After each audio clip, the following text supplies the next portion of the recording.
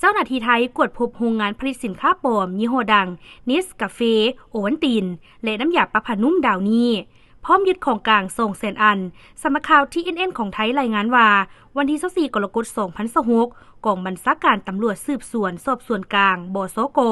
กองบัญชาการตำรวจสืบสวนสอบสวนกลางพลตำรวจโทณัฐศักดิ์ สาวนาไสยผู้บัญชาการตำรวจสืบสวนสอบสวนกลางพร้อมด้วยเจ้าหน้าที่ที่เกี่ยวข้องได้ร่วมกันแถลงการปฏิบัติงานมั่งแรงผลิตเนสกาเฟโอวัลตินดาวนี่ปลอมยึดของกลาง200,000 สิ้นมูลค่าความเสียหาย2 ล้านกว่าบาทพ้นตำรวจโทวิวัฒนไสยได้รายงานว่า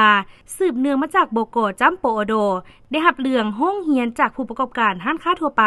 และประชาชนเขตฝนธนบุรีว่ามีกลุ่มบุคคลแอบอ้างเป็นพนักงานขายสินค้านำเอากาแฟ2 ปลอมยี่ห้อนิสกาแฟ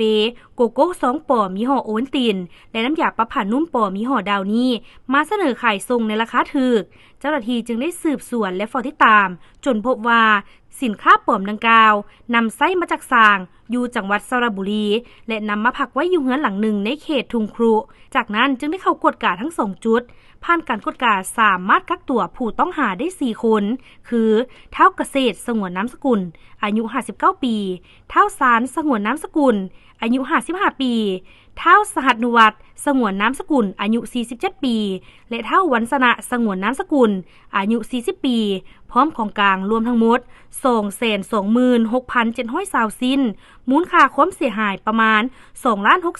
2,629,700 บาทเครื่องจักรผลิตและบรรจุเครื่องบรรจุฝุ่นและน้ำยา4 เครื่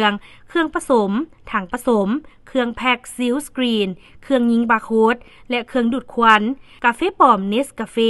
โกโก้ปลอมโอวัลตินและน้ำยาปรับผ้านุ่มปลอมดาวนี่รวม416 แก๊ส 168,588 ซองฝุ่นโกโก้ฝุ่นกาแฟฝุ่นนมน้ำตาลและครีมเทิงรวม119 โอกต่อกระสอบ2 บรรจุภัณฑ์ม้วนซองและกล่องเจียสกรีนโลโก้ดาวนี่เนสกาแฟโอวัลตินรวมกว่า 55,000 สิ้นเบื้องต้นเจ้าหน้าที่ได้แจ้งข้อหาร่วมกันปลอมแปลงและมีไว้เพื่อจำหน่ายซึ่งสินค้าที่มีเครื่องหมายการค้าปลอมของบุคคลอื่นที่ได้จดทะเบียนไว้แล้วในประเทศและเอาชื่อรูปภาพเครื่องหมายหรือข้อความใดๆในการประกอบการค้าของผู้อื่นมาใช้หรือเฮ็ดให้ปรากฏอยู่สินค้าหุ้มห่อวัตถุที่ใช้หุ้มห่อใบแจ้งราคาเอกสารเกี่ยวกับการค้าหรือสิ่งอื่นๆในลักษณะเดียวกันเพื่อให้ประชาชนหลงเชื่อว่าเป็นสินค้าหรือการค้าของผู้อื่น